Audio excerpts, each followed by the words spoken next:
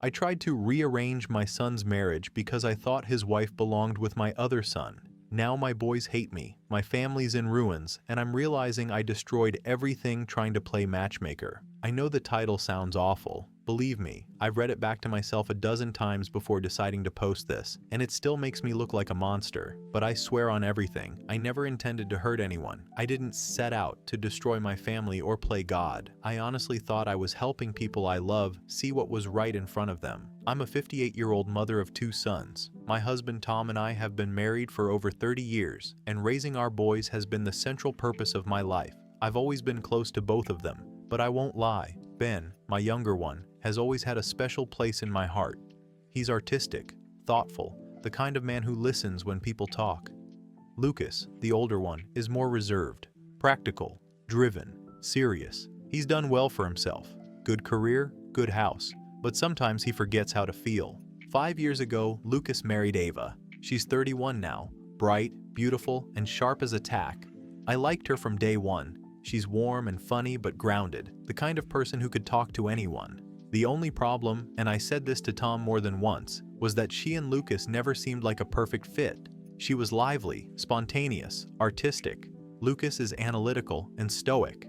I used to joke that she needed someone who could meet her halfway, not someone who'd treat her like a business project. From the start, I noticed that she and Ben got along easily. They'd tease each other at family dinners, laugh about movies or songs I didn't recognize, and sometimes finish each other's sentences. I don't mean in a flirtatious way, more like an effortless wavelength, the same humor, the same rhythm. They could sit together and talk for hours without any awkwardness. Lucas would sit off to the side, scrolling on his phone, smiling politely, but clearly disengaged.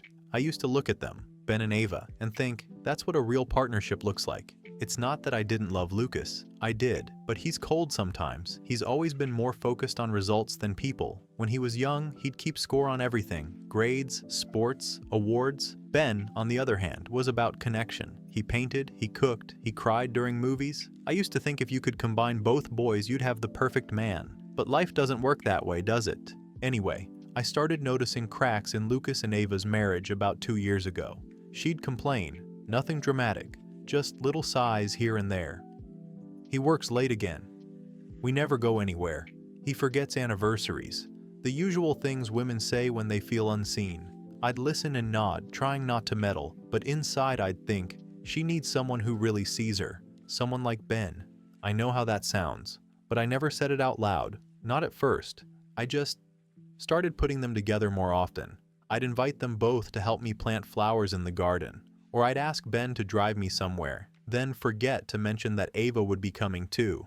They'd joke and laugh and I'd think, see? This is what it's supposed to be. I wasn't trying to start an affair or anything scandalous. I truly believed I was helping everyone find their right place. One afternoon, Ava came over for coffee. Lucas was traveling for work. She looked tired, dark circles, quiet, not herself. She told me she and Lucas had argued the night before because he'd canceled dinner plans again. She said she felt like a roommate, not a wife. I told her maybe she needed more emotional compatibility, not just stability. She asked what I meant, and I said, "You and Ben have that kind of connection, don't you?" She laughed awkwardly and said, "He's your son, Marion." I said, "I know, but I see how you two get along. You understand each other." She didn't answer, just changed the subject. That should have been my sign to stop, but I didn't. A few weeks later, we were all having dinner at our house. Everyone had a bit of wine, me more than I should have. It was warm, the conversation light, and Ava and Ben were reminiscing about a concert they'd both been to years ago. Lucas barely looked up from his plate. I don't know what possessed me, but I laughed and said, "You two would have made a great couple." The whole table went silent.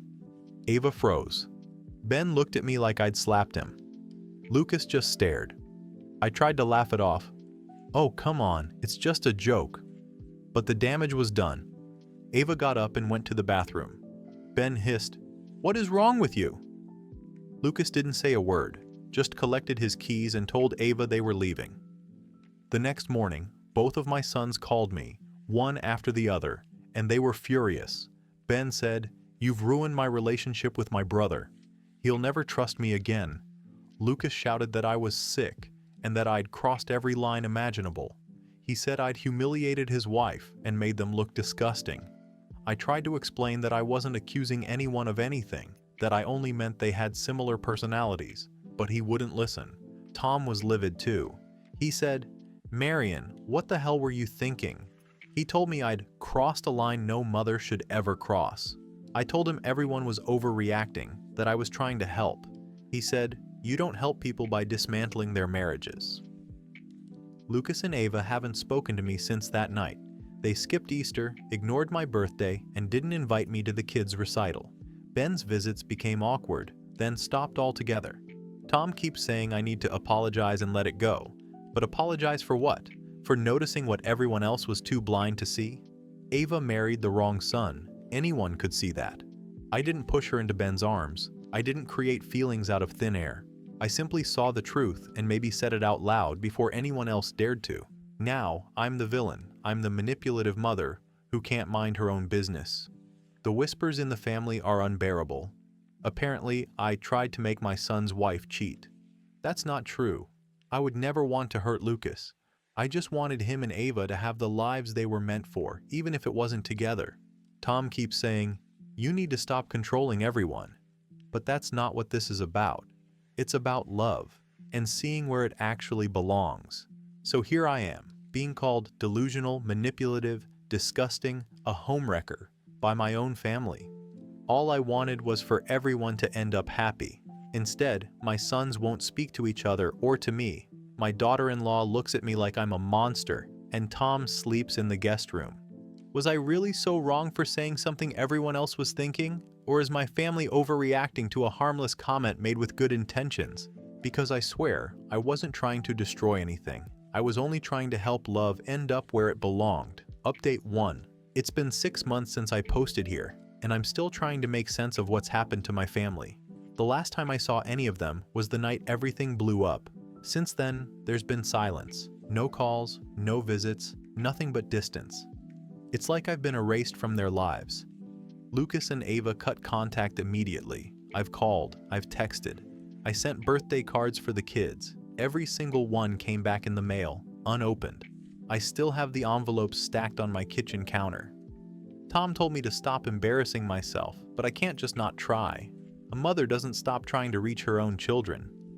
Ben has distanced himself too. At first he answered my calls, short and stiff, but a month later he sent one text that broke me. It said, "You used me to feed your fantasy. Don't call again." Fantasy. That's what he called it. As if noticing chemistry between two people is some delusional invention. I didn't make anything up. They had a connection. Anyone could see it. I didn't tell them to act on it. I only ever wanted to help them see the truth before it was too late.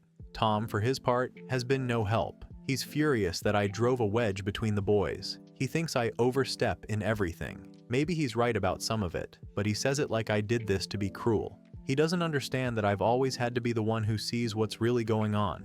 He's too easygoing, too willing to let problems rot under the surface until they explode. That's not me. I fix things. He pushed me into therapy. I went once.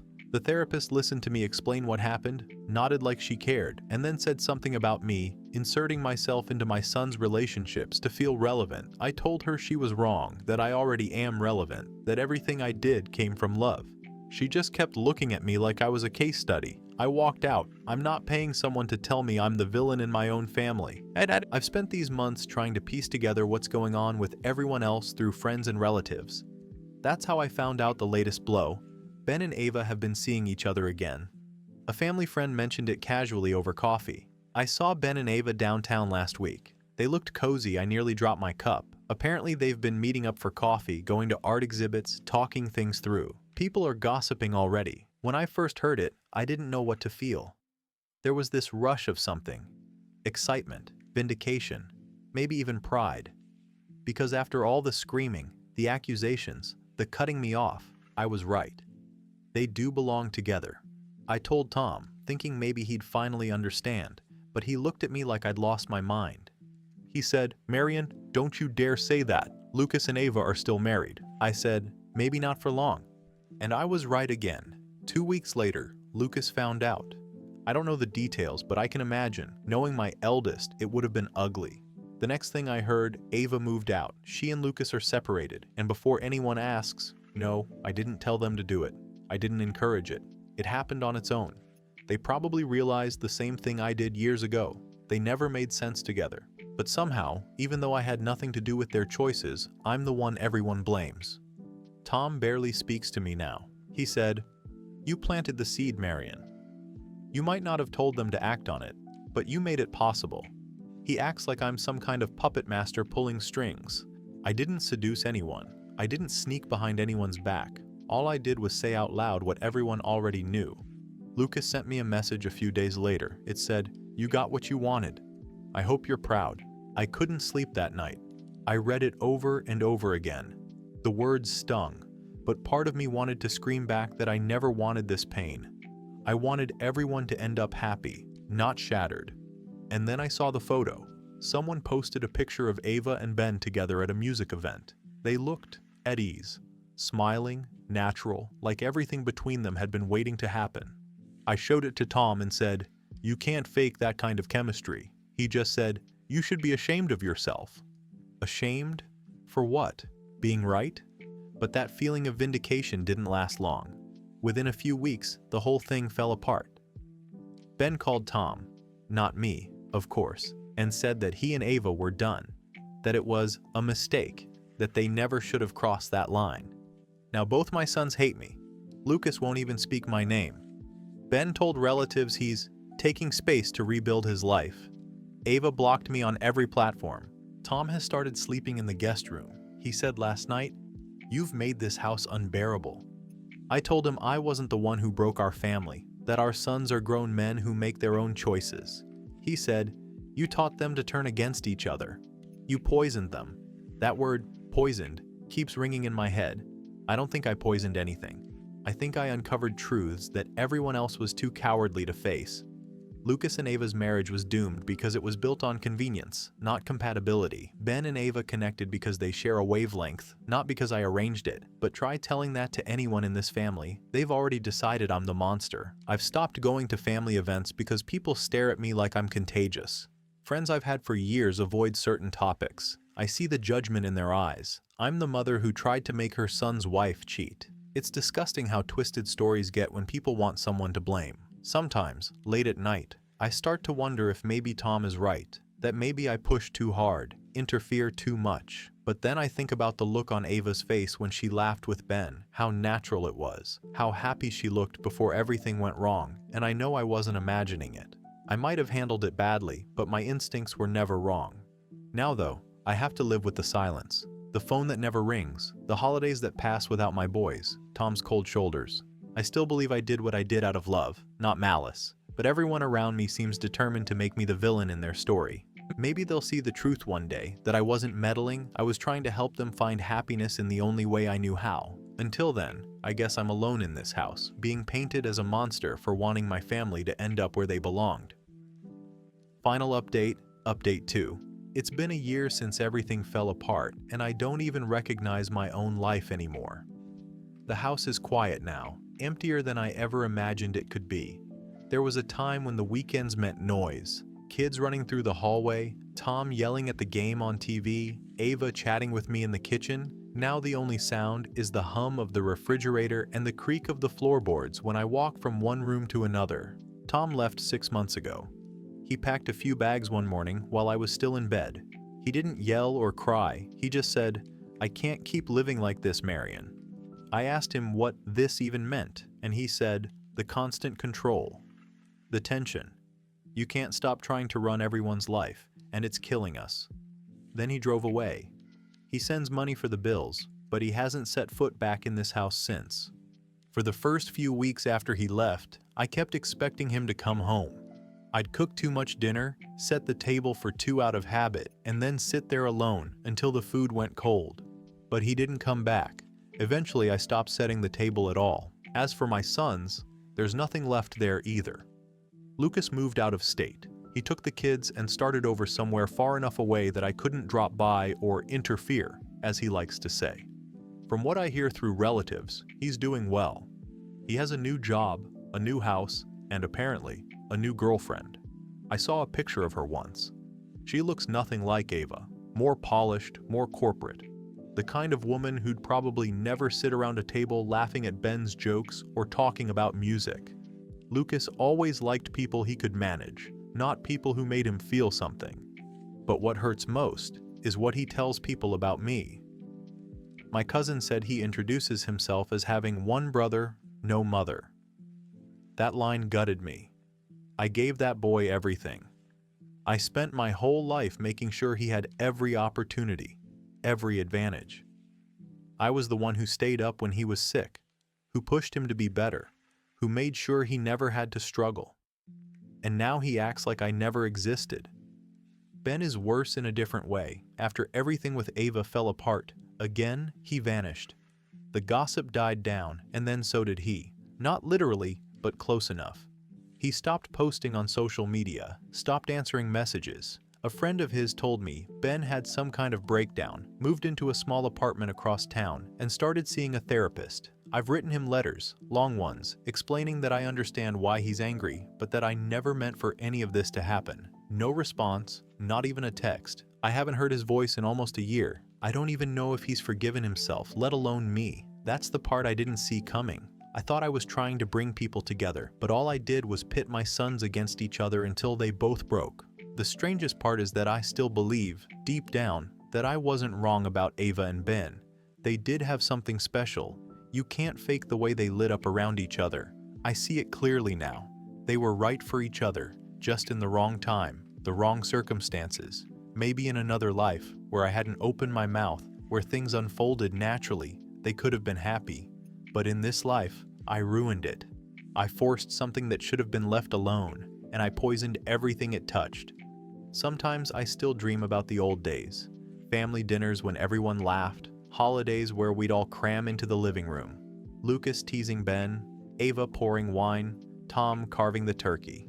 I keep those images like photographs in my head, frozen snapshots from a time before I opened my mouth and destroyed it all. I've tried to apologize. I've written more letters than I can count. I've sent messages through mutual friends, asking them to tell my boys I'm sorry. Nothing. It's like shouting into a void. The only reply I've gotten was from Tom a few months ago after I sent him a long email about missing everyone. He wrote back one sentence. You can't fix this by pretending it wasn't your fault. He's right, I suppose. I spent months pretending it was all just a misunderstanding, that I hadn't really done anything wrong. But the truth is, I crossed a line no one should cross. I didn't just meddle, I manipulated. I convinced myself I was helping when really I was trying to control what wasn't mine to control. I see that now. I think, somewhere along the way, I stopped being able to accept that my boys were adults. I wanted to stay important, to keep being the person who could fix things.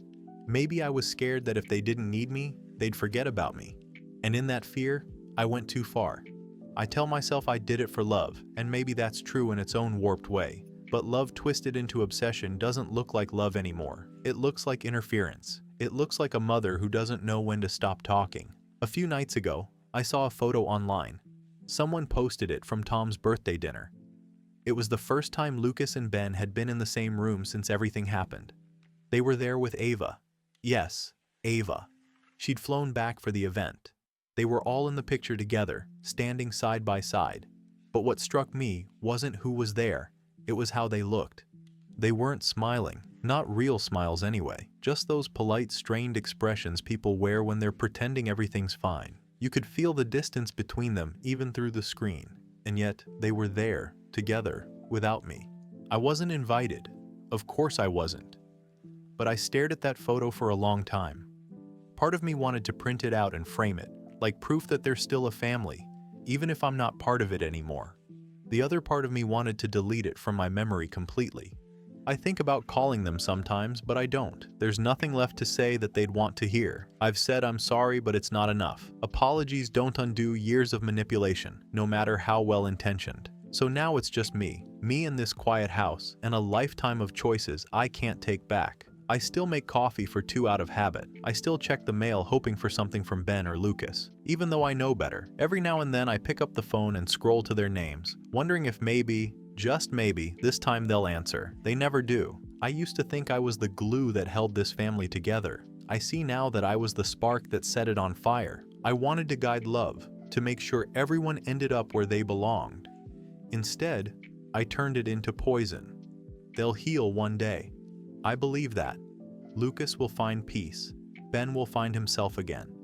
Ava will build the life she deserves. But when they do, it won't include me. I'll be a shadow they choose to forget, and maybe that's what I've earned.